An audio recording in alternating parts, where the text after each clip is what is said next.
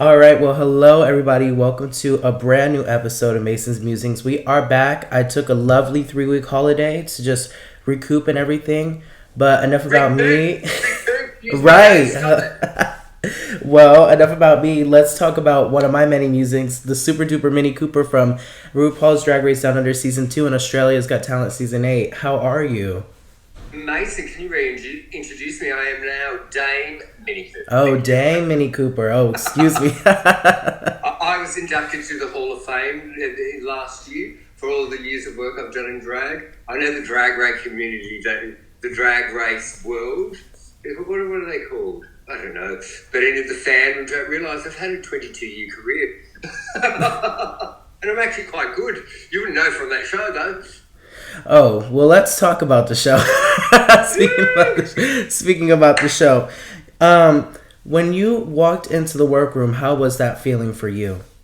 Oh, the actual first day, I just loved it, to be honest. Because I like to have a really good time. But getting into it, I realised I'm not a competitive person. I like to work, but I'm not competitive. It's not how the way I function when I do drag. I can work in a team, but I'm not competitive. I think I went in with the mindset when I was going into the show.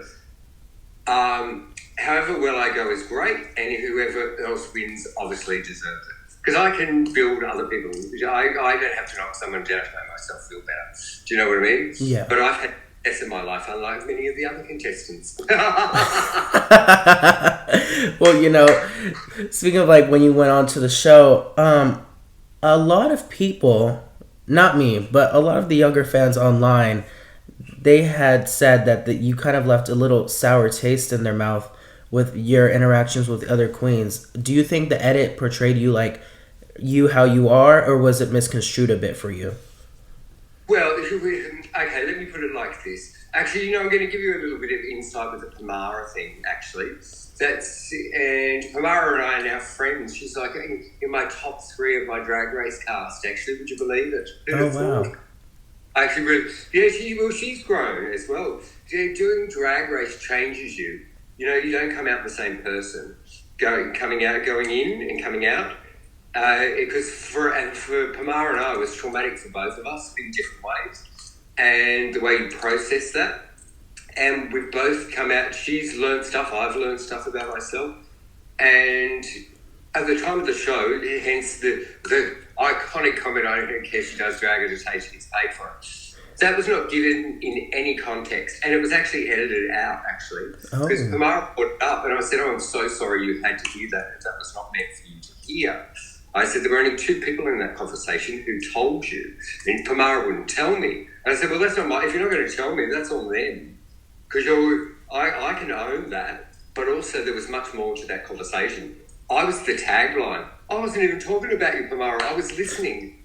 The girl who told Pamara was actually bitching about her, and she had a beef with me, so told Pamara so we would look bad on television and ruined our experience. Like, it's actually so cruel, but her time has come. She has lost all her work, and Pamara and I are thriving, but it's just horrible that someone would do something so manipulative to people that are doing a TV show. Does that make sense? Yeah. Oh, okay. That's very interesting. If you feel like you can get into it, do you who was the queen that decided to spread such a rumor? I don't want to mention their name because they don't matter. Oh, that's that's a great answer. I love that. Oh, do you know what? I know what they did. Pamara knows what they did. We know, and it's our shared experience. And it's something I learned doing Drag Race, and it took me a long time to learn this through lots of therapy. Those young kids, they are left a sour taste in their mouth, and they're allowed to have that opinion. They're entitled to have that, but that's not who I am as a person. They don't actually know me. I have had confrontation. I've been a boss lots in my drag career, and confrontation happens. Sometimes do I deal with it the best? No. But in a stressful environment, sometimes I'm not proud of the stuff of the way I responded. I wish I was calmer. But we're highly stressed. This is who I am as a person. Does that make me a bad person? No. I'm a good person deep down. I helped so many people. I've helped so many drags, given them careers. And that's what I had to learn to deal with, is those couple of episodes where I wasn't shown at my best. People thought that's who I was, a drag terrorist, I was called. I'm not a drag terrorist, yeah. Oh my God. The ends were vicious. But you know what? I've come out a better person, and you don't have to like me, because I probably wouldn't like you. It's fine. Don't Right. Go ahead and hate me. I prefer to be loved by few than liked by many. You know what? I agree with that sentiment, and I believe Anita Wiglet told me, she was like, "Listen, especially within a drag scene that's not as big or prominent as, like, let's say, like the U.S. drag scene, when you are, like, in Australia, the drag scene in Australia, you can't be like rude to people. That's not going to get you nowhere." How could have, if people thought what they thought, how could have I had a career for not just in drag? I've worked in the show business since I was 18 years old. I'm now 53 years old, and I've never been out of work. A person that is mean and horrible does not survive like that. A good person survives. A hard worker survives. Am I always my best? No, I'm not, and I take accountability for that. Like, I was talking to my mum and I cried. I said, I was so horrible to you at some points, and I'm so sorry. Like, I'm a feisty person. If I feel cornered, I will back myself, because no one else is going to back me. Right, and I agree with that. Like, you got to stand up for yourself, and if you're feeling like that in the moment, then that's okay to feel like that in a moment. But I don't think that a little clip from a show 2 years ago shows, somebody's whole personality, as many people love to think. Oh, and you know what I'm loving? Watching Irene come back to All Stars and show how talented she is. You're like, Irene, first out. But look at those two challenges of All Stars. She just wasn't good. She was incredible. Because she's not just a drag queen. She actually has talent to back it up. Do you feel like there are some queens that just do drag for the sake of it and aren't really talented to back that up? Oh, absolutely. But drag comes in very many forms. Do you know what I mean? Like, the way I do drag is not how someone else doesn't do drag. Like, there's Bianca Del Rio's drag is not like my drag. Like, but she's a comedian. She doesn't mime or lip sync songs or sing. She's a comedian. I sing, I tap dance. My drag is different. Not that you got to see all of my amazing talent. You just got to see my Ellen. But I was saying this just the other day. It was a bit of a realisation I had. Drag race is not how you work at doing your craft, at the craft of it. You have time, but you are given a challenge. You've got an hour. Make it good and make it fantastic. Unless you actually have some skill and talent, it's impossible to do. That's why so many girls fail. Do you know what I mean? Mm-hmm. And I have lots of skill, and even I found it's difficult without preparation. It's really hard. And the stress of all the drama, like, you don't function creatively well like that.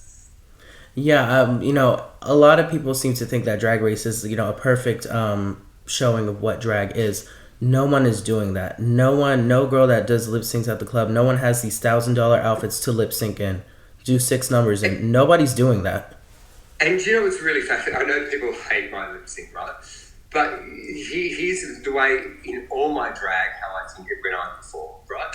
And if you want to go check out my YouTube channel and watch some of my numbers that I do on my own, I'm quite good. If I just say so myself. But if you're not going to back yourself, who else is going to? But my thought process was, I am dressed as a clown. I'm going to perform as a clown. And that's an art. That's artistry. That's not lip syncing a song. Anybody can lip sync words, but to tell a story, I was hysterical. I was a fucking crazy clown. And I was entertaining, regardless if you liked it or not. Did you remember it? Yes, exactly. Yes. You see, did you remember it? Everybody remembers Minnie Cooper dressed as a clown, lip sync to Dance in the Dark. Thank you very much. I did my job. And you know what? Drag doesn't it sometimes. You know what I love the most about drag? Drag can be so bad, but so entertaining and so good. But you know what? You know what drag I hate is drag that makes you feel nothing. Ooh. Like, and you feel nothing resonates for you. Why do it? Where's the art? Drag is an art form, and I hate to say it, but Drag Race is killing the art form. Because people don't look at the people in their community as the stars. They look at these people on TV because they don't know how their drag functions. I agree with that. Yeah. It's so true. It is true. I remember And Kennedy Davenport said something about that. I'm sorry. She was like, the whole reason I got on Drag Race was because my clubs, they were not booking us unless we were on Drag Race. And that was just in season 7. Imagine now, 10 years later. well, let me tell you now, what it does, it actually harms us going on that show in Australia. Because people think, oh, we're too expensive, and people stopped asking us to work. We lost more work than we gained. Really? Yes, fascinating, because they didn't care we were on Drag Race. They'll just employ any person. That's what makes me a bit sad about Australia's drag scene. It has become almost anybody that does drag can get a job. Not because they're good at the craft, just because they can lip sync words. There's no artistry to it. There's very few, I think, that have it. I see. Yeah, like there's nothing behind it. Yeah, like it might make me sound bitter and old, because I am bitter and old. But there's been so many talented queens in our country. Like, you go to my Instagram and watch Vanity. You know Wix by Vanity? Yes, actually, yes. For my birthday about 7 years ago, she came dressed as Bette Davis and roasted me. But she performed, it's so heaven to watch, it's hysterical.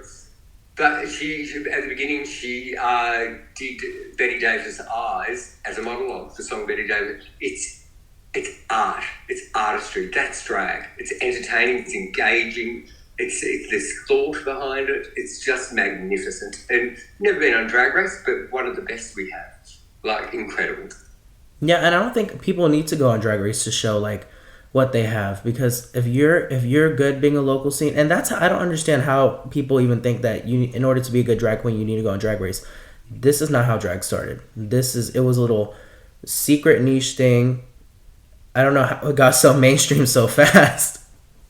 Yeah, and it's great because what I love is there are positives to it, because it's became more acceptance. Like, people because because I carried a lot of shame doing drag, because I did drag before it was popular, and people would just think you're a junkie. Why are you doing that? Like, and what's really interesting, and I always say this. I always say, I just do drag because it's an art form. No, it's in my DNA. I would dress like this regardless that I performed. It's a part of who I am. Do you know what I mean? I love feeling like I'm not trans. I wouldn't even say I'm a drag queen. But it's like I call it my gender. Drag is my gender. Well, before you got on Drag Race, how was it like when you got the call and they're like, "Hey, guess what? You're casted." It's really interesting. It was during COVID, and I actually got cast to lead in a play. And I had to leave the play to do Drag Race. So I chose to leave being a lead in a big play for the Sydney Festival, which ended up not happening because of COVID. But at the time, it was a real conundrum for me, because I was like, because what was interesting, it was during COVID, I'd done my Drag Race audition tape. They asked me to audition for this play, and I got the lead in the play. And then I didn't know if I was going to get on Drag Race because of my age. I thought because they are ageist, I hate to say it, but they are. It's not very, it's only just recent. Seeing people over 50 get on the show. So I thought I had it, even though I know I'm really fabulous. And I knew my tape was great. Like, my package was great. I was so proud of it. But that doesn't mean I'm going to get the gig. That's just life. No matter how talented you are, that doesn't mean you're going to get the job. And I started the play. I was 2 weeks in, and Drag Race called, and because I had an embedment clause, I was able to leave. Oh, wow. Yeah, I was just about to ask you about that. How do you feel about the ageism on the show? Because there definitely is. There's no way. And listen, there are queens that are over 30, over 40 that are doing drag, but we only get to see queens born in 2001, 2002, every single season. To be perfectly honest with you, I don't think I've just noticed it recently, because I see younger people getting work and I don't get off the work, even though I can perform rings around them. Younger people are getting in. That's ageism. Do you know what I mean? That's ageism, but that's part of getting older. But my talent is the best it's been. Like, I can say I've done some of the best work I've done since Drag Race. Some really magical stuff. But just not working as much as I was before, but I was working a lot before Drag Race. I was like every day, like it was like a workout. It was actually not healthy. Oh wow. Yeah, like a lot of people, discount the older queens, but with age comes experience. And when there are queens that have done drag for the better half of their life, I mean, the queens that started drag in COVID, they really cannot compete or compare with that. I'm going to be real shady here, but like Aubrey Have on our season had never been around a drag queen before, and so's the corset, ill-fitting. Can I just say, any drag queen that is in the art form of drag, that have been a drag queen, they've got eyes. They'd go, "Oh, my corset's ill-fitting, but I'd wear it." They wouldn't be going. They wouldn't be standing there going because they're proud of it, but because of her lack of experience and having only done drag in COVID. She did not have any skill set to cope with any minimal amount of shade. And drag queens are shady.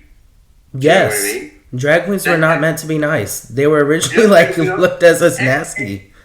And it's not even, actually, to be perfectly honest, it's not even, actually, the reading thing sort of annoys me because they just get mean. Reading isn't mean. I didn't read all read. I just told the truth. Do you know what I mean? Your course is still fitting. And that's okay. I'm not saying, but you can't stand there and go, "Oh, it's fabulous," because that's delusional. Do you know what I mean? You're not going to get better at your drag if you think that is good. If you think that's acceptable, you're a bad drag queen, in my opinion. But I've done shit things in my life, but that's how you learn. You learn you make mistakes, you fail, and from your failure is where you become better at what you do. And that's why I failed a drag race and I've become a better person. Right. I don't understand like the whole thing. Like the fans are wild. You say one thing about a queen and they're like, "That was shady. That was a read." No, it wasn't. Not everything is shade. Not everything has to be a read. Sometimes you just got to tell somebody, "Hey, look, your wig line is shifting. Go fix it." Yeah, and that's being sisterly, actually. It was like, what really annoyed me about Drag Race was when I wore the AIDS dress, we had no mirror near the runway. And if I'd known it was coming down, I would have fixed that before I walked out. Because the message of that dress was really special to me. Yes. And actually, I find it really disrespectful of them to have done that to me, knowing that what the dress was the story. They knew the story of the dress. And I honestly believe that's why we were all in the bottom in that episode, because Kong and I were definitely one of the strongest couples in the roast, but they wanted me to tell the story of the dress. Do you know what I mean? Because I told them and I'm so grateful. Out of like her, I'll get teary thinking about it. Out of everything I did on that show to speak about those people who I saw when I was a young gay boy, and made me proud to stand here dressed like this, to be able to do what I do, and to be able to speak their names out to that world. Oh, that's better than fucking winning a show. Do you know what I mean? Mm-hmm. So that died to be, so we could stand here and be who we are. It's like, sorry, I get very emotional about it. No worries. Yeah, a lot of the younger queens like to poke at the older queens, but it's the older queens that pave the way for you to be what you're doing. You know what's funny? I can poke at them too. Because I have no qualms. Poke at me, because you know what? I'm really good at poking. I can read a girl. No, there's no problem. Like poor Aubrey, it was actually Yuri. Yuri said, Yuri is one of the best gifts I got out of my sister. She's a magnificent person. Yuri goes, "Oh, I don't understand Aubrey's makeup and stuff, actually." And then she was in the reading channel, it's got my reading. I was like, "Aubrey, hey, I don't understand. I know we have a lot of raging bushfires down under, but I don't understand why your makeup is so ashy." Perfect read. Fantastic. I'm really good at creating a read, generally.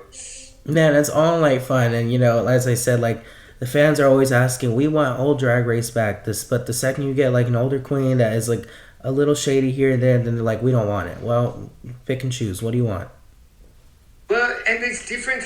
If I'm perfect, I'm going to talk about this. It might be a bit controversial. I don't like the way Ariette called out Irene the way she did. I thought that was disgusting. No, and then she came out to say that she was lying the next day. Yeah. That was horrible. Horrible. And that's not shady. That is a bad person. That's not throwing shade. You tried to destroy her. Right. Her reputation. That's not being shady. That is not a good person. There's a difference. Like, I would never want I'm fucking shady as they come, but I would never want to destroy someone. That's not shade. That's you ruin someone's career doing that. You mess with people. That literally is messing with the livelihood and money of somebody. And then people look at them like they're a monster. And that's why the person who shall not be named, Tamara and I, that's what they did. And they got joy out of it. Sick. But their life is basically become a junkie and everyone hates them.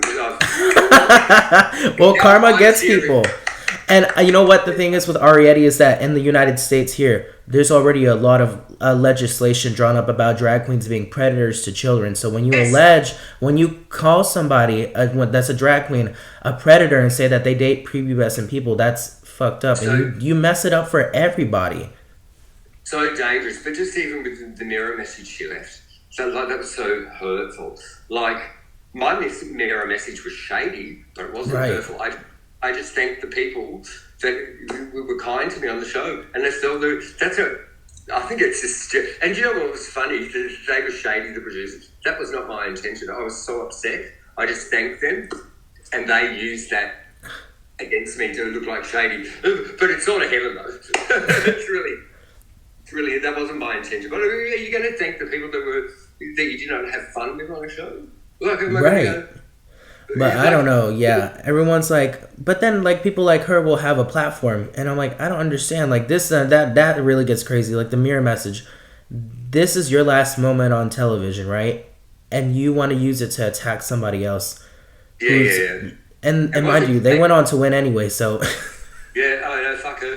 Like, but it's just, it's instance drag. It's complicated art. Do you know what I mean? It's not a job it's not like you musical theatre where you learn the craft. You know, you might be great to have people that help you, but you're basically on your own. You learn the craft basically on your own. You know what I mean? There's no school, no drag school. Do you know what I mean? And I come from a professional background, so I have very professional boundaries. But then I work with a drag queen that doesn't understand professional boundaries, and they think I'm bossy. No, I'm just professional. It's called professional. Turning up on time, don't disrespect the costumes, hang them up, treat this stuff well, learn your choreography, learn your words. Right. You know. Have you seen drag queens backstage like act kind of all standoffish and diva-ish? Oh, all the time. Sometimes I sort of love it. Depends who it is. Do you know what I mean? I'm trying to think of what's my best favourite backstage story. I did have actually I had conflicts with two queens once, and I'd give them loads of work there, and they were okay. They're not the best drag queens I've ever seen in my life, but they were doing the job at the time. But then they overstepped the professional boundary. I called it out, and they got upset. And then I said, well, if you don't like it, you don't have to work with me. And the Queen said to me, good luck finding someone as good as me. And I was like, oh, child, this is so there's a whole pool, honey. Yeah. And the other one said, I don't like the way he spoke to me. I don't want to work with you. I go, fine, there's the door. It's like, it's so funny. Like, but, you know, I've got to, I'm actually, in saying this, years ago, I was a people pleaser, but I can't do that. It's very unhealthy. Right. Because then you see things like the way I snapped on Drag Race. My temper is like that. Is frustration. Right, and you know, I'd rather be called out than have myself look like an ass in front of everybody else. I'd rather somebody pull me aside and be like, "Hey, you're doing a lot," and I'd be like, "Okay, thank you." That way, I don't embarrass myself in front of everybody else. Yeah, and getting back to shade, right, and hazing drag. Sometimes it's how drag queens learn. Do you know when they come into a space? Oh, use Aubrey, for example. Here she is going, I'm going to win this competition. Oh, in her ill-fitting corset. I'm like, oh yeah, good luck, Dub. But you know, all the girls that I know in my network, she would have been like, they all would have read her house down. But all the other girls in the show, Minnie Cooper, being mean, dull. I can tell you, so many other drag queens that would not want to wear that corset, including me.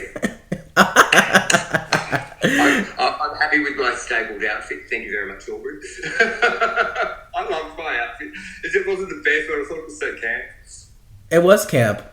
Stapling your outfit for a design challenge is camp. Yeah, but this is the other thing. Like, because I come from the generation of drag, You make it work sometimes. You've got no money. You do drag out of nothing. And I actually stapled my outfit together for my audition Uno card, so I knew I could do it. Do you know what I mean? Right. Like, it doesn't matter how an outfit's put together. It's how it looks. How it looks. And it looks cohesive. I had a complete head-to-toe look. You knew what... Do you know what I was portraying with my costume? A space girl. And it was obvious. Obvious. What was Aubrey? An ill-fitting corset. What is your go-to lip sync song? I love Firework. I love My Heart Will Go On. I have many. I love Reflections, like I do. What else do I love? I love Cool Rider from Grease too, just because it's camp. I got that off Morgan McMichaels, actually. I saw her do it. It was incredible. I was like, I want to be her. Who else? They're probably my favourites, actually. So I'm not very familiar because I'm an American, but is Absolutely Everybody, is that like a really big Australian song? Yeah, that was Vanessa Amorosi. That came out in the Sydney Olympics in the year 2000. And then it sort of was so super popular, then it died off and then it had a resurgence. Okay, yeah, interesting. Because I was like, I've never heard of this one. Yeah, it's an Aussie classic. What about them doing The Land Down Under and Down Under? Fucking terrible choices. I can't believe it, out of all the songs of my season, I had never heard Dance in the Dark before either. And you know when they gave me the words, they gave me the Steve Springsteen words, and I'm like looking at the words. Oh no. And I'm not marrying her, so no wonder I went crazy. Alright, have you ever walked out of a gig over a horrible promoter? Have I ever walked out of a gig because of a horrible promoter? No. Okay, interesting. Interesting, but I have... can you tell the story? No, probably not. I had difficulty once with a singer when I was doing a job in Paris, and I said I couldn't go. I'd just go do my last bit of the job, and I wouldn't stay on the boat. And they said, no, you just supposed to be on the boat. And then the singer got kicked off, and then I found out he'd been greeting them the night before. But they kept me on the boat because they liked it because I was their employee. But we had conflict. Like, he was so disrespectful to me. And I was not having it. You know, Minnie Cooper, which you're not happy, you know. All right, Minnie. Well, whatchamacallit? I forgot. I lost my train of thought for a second. Let me get back there. Okay, yeah. Speaking of conflicts, what are some other conflicts that you have had? If you want to say the situation or the performers' names that you've had conflicts with backstage, or like, minor or large. I'm trying to think of a really good, funny one, if I can think of one. What's my favourite one? Actually, this one I'll tell. Actually, this is a really good one. This is probably one of my first big fights with the drag queen. It was very early on in my career, but we were friends for many years, from 18 till we grew up in our 20s and started drag in our 30s. I theatre, and I did a musical it's a bit of an evolved story.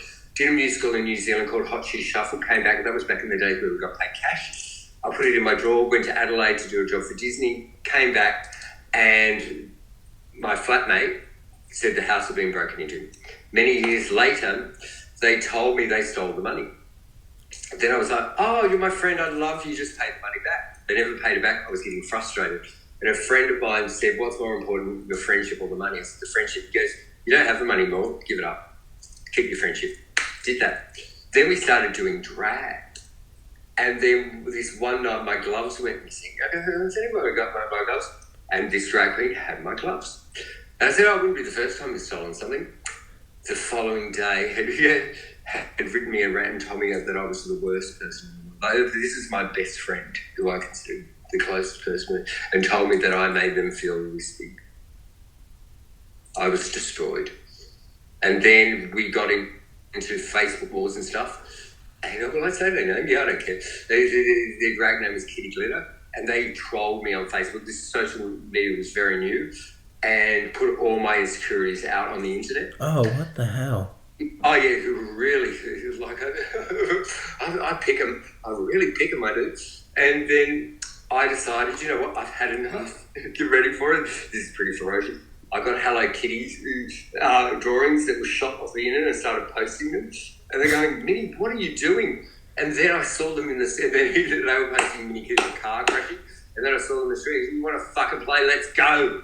Oh my gosh. Jesus. I know. What the hell? What? Yeah. God, Jesus Christ. But how much can a person take? But you know what I've learned now? In life, you don't, when you have conflict with people and you can walk away and they no longer exist to you. If they don't respect your boundaries, there's none of this being polite, we've got to be friends. No. You don't respect my boundaries, you don't get to be part of my life. That's healthy. So healthy. You live a happier life. You got to be nice to everyone. That's a facade. There are people, not everyone likes everyone. That's just the truth. Nobody, there's 8 billion people on this planet. Nobody can like everybody. And you know what? I love all those people that trolled me. All it is, you know what all they showed was who they are as people. Right. They're not good. If they felt the right that they had to tell me what a bad person I was, that just proves you're a horrible person. Trolls are horrible. I did had a podcast and someone said, Minnie Cooper yet again, going on how she's improved her life. And I go, thanks for viewing our content. Right, the haters they add up. Every little comment, it's promo. Thanks for the promo. I appreciate it. Yeah, thanks for watching. I love you. Kiss, kiss. Right. Think about it. It's like someone is so disturbed by you that they felt the need to go and comment on your social media. Like, okay, stay bothered. Yeah. Apparently, someone said, Minnie Cooper blocked me. I must have said, and I was blocking people. I just said, you can't be kind to me. I blocked. But I was very depressed after that. I was, but that's okay. That was my journey. Well, to close this interview out, Minnie, what do you have next? What are the plans? Where can my listeners find you, and what is going on? You can find me on my Instagram at the Minnie Cooper. I am about to produce a cabaret show. I've done 2 before, but this is my 3rd one, celebrating my 22 years in drag because I got inducted to the Hall of Fame. And that is on the 21st and 20th of June at the Stonewall Hotel, Sydney. And I can't wait. And I might be doing a tour with Tammy Brown in Australia as well. All right. Well, y'all heard her. Go find the Dame Minnie Cooper on all socials. And Minnie, thank you so much for joining me. Thank you for your time. I really appreciate it.